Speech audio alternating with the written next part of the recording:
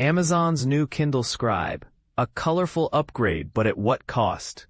The e-reader revolution continues. Amazon has just released its latest Kindle Scribe models, including the highly anticipated Scribe Colorsoft, and the debate over the price is already heating up. But before we dive into the controversy, let's explore what these new e-readers bring to the table. CNET's trusted expert, David Carnoy, an award-winning executive editor and e-publishing enthusiast, has received the new devices for review. The Kindle Scribe Colorsoft and the monochrome Kindle Scribe with front light are now available, while the entry-level Kindle Scribe is set to arrive early next year. Pricey but feature-packed, there's no denying that these new Kindle Scribes are an investment. Starting at $500 for the front-lit model and $630 for the Colorsoft, they are significantly more expensive than their predecessor. But Amazon justifies the price hike with some notable upgrades. The new Scribes boast an 11-inch screen up from 10.2 inches, all while maintaining a similar chassis size. This is achieved through reduced bezels and a redesigned display stack, which includes a mini LED lighting system.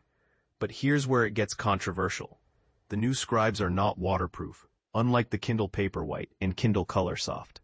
This might be a deal-breaker for some, especially considering the price. And with the Remarkable's Color Paper Pro e-ink tablet priced similarly, the competition is fierce. A fix for yellow tinge issues. Amazon has seemingly addressed the yellow banding issue that plagued the smaller Kindle Colorsoft's launch.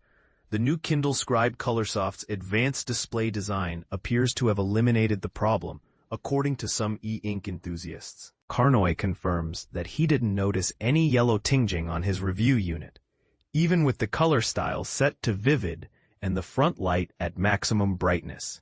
Impressive upgrades, but are they worth it?